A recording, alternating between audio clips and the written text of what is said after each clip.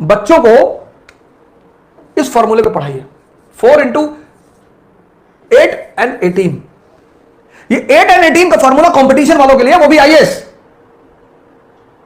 बच्चे class 8th तक, 8 बच्चे क्लास 8th तक 3 इंटू 3 इस पैरामीटर पे पढ़ें। 3 घंटे पढ़ें जिसमें होमवर्क भी शामिल है, और 3 घंटे उनको सोचने पर मजबूर करिए। उनको कनेक्टिविटी का सिद्धांत बताइए। जैसे उन्होंने कोई टॉपिक तैयार किया, डाइजेस्टिव सिस्टम, तो अपने बच्चे को बोलिए कि यार ऐसा करो, तैयार हो गया ना, एक प्लेन शीट ले लो बेटा, लिखो पूरी कहानी को। बहुत सारे बच्चे क्या करते हैं, किताब लेके बैठ जाते हैं, और अब किताब पढ़ने में, पढ़ना और लिखना बहुत अलग बात है सर। आप बिना कंसंट्रेट हुए पढ़ सकते हैं, पर आप बिना कंसंट्रेट हुए लिख कभी नहीं सकते। लड़कों की लिखने की आदत डालिए सर, बहुत प्रेस मत करिए, एक शेड्यूल बना दीजिए बस कि अच्छा ठीक है, डाइजेस्टिव सिस्टम तैयार जी, कार्बन कंपाउंड तैयार, चैप्टर तैयार, हाँ जी चलो लिख डालो। उनकी लिखावट को चेक कर दीजिए। 3 घंटे पढ़े क्लास 8 तक, और 3 घंटे उनसे लिखवाइए सर। 6 महीने में लिखवाइए जरूर सर। जिस ट्यूशन पढ़ने आते हैं उनसे बोलिए, ये तो आईएएस का फॉर्मूला है सर। 8 घंटे पढ़ना, 18 घंटा पढ़ाई के माहौल में रहना। लॉ ऑफ कनेक्टिविटी, पहले फेज में जो बच्चे 8th क्लास में है, 8th तक, इनको 2 चीजें सिखाइए, व्हाट एंड व्हाई, बस।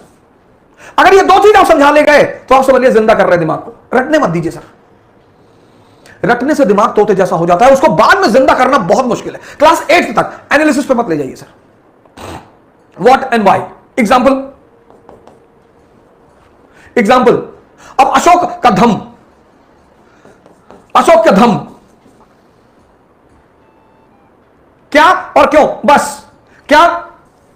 एक धार्मिक नीति, एक धार्मिक नीति, रिलीजियस पॉलिसी, जिसका उद्देश्य यूनिटी पैदा करना, बस। क्या? क्यों? क्योंकि भारत यूनिटी इन डाइवर्सिटी का देश है। मौर्य साम्राज्य काबुल से कन्याकुमारी, गुजरात से नॉर्थ ईस्ट, समझदार शासक है। आज हिंदू मुसलमान है, तब बौद्ध ब्राह्मण जैन। आज हिंदू मुसलमान ईसाई लड़ रहे हैं, आज, तब बौद्ध ब्राह्मण जैन। इनके बीच खटास थी। और परिवार में अगर तनाव होगा तो परिवार विकास नहीं होगा, और राष्ट्र में अगर तनाव होगा तो राष्ट्र का विकास नहीं होगा। यह बात अशोक को समझ में आई कि विकास के लिए सबसे जरूरी चीज क्या है, इंटरनल पीस। तो वो धम्म की नीति लेकर आया, बस इतना समझा दीजिए।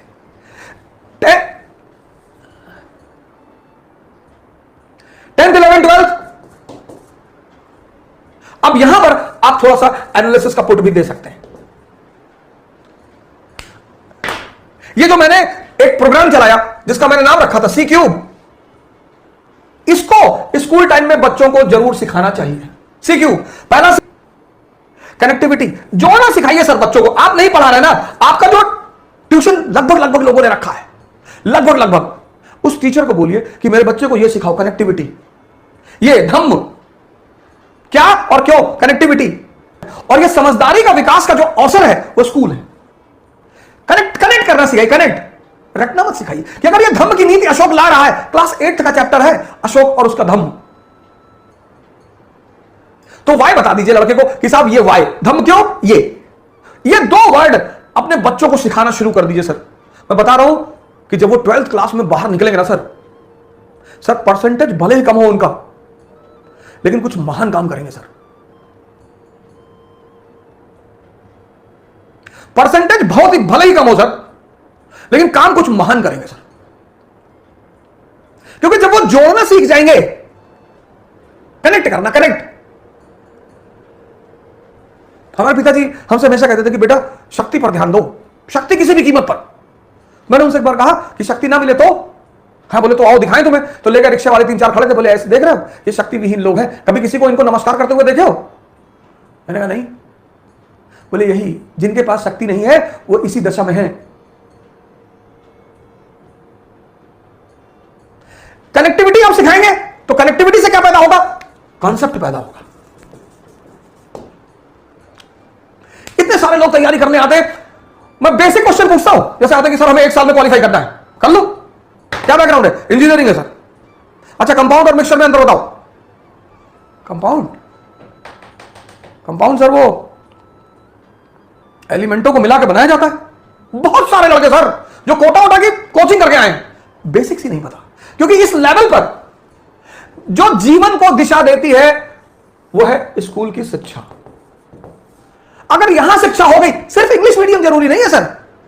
आज भारत की शिक्षा प्रणाली की जो सबसे बड़ा दुर्भाग्य है, हालांकि बहुत सारे स्कूल इस पे काम कर रहे हैं सर, बड़े अच्छे अच्छे स्कूल भी भारत में हैं, ऐसा नहीं है सर, लेकिन जो बहुत अच्छे अच्छे हैं वो बड़े महंगे हैं सर। भारत की शिक्षा प्रणाली को रटने के सिद्धांत को छोड़कर समझने के सिद्धांत पर आना पड़ेगा। यह पहला परिवर्तन भारत की शिक्षा प्रणाली को करना पड़ेगा सर।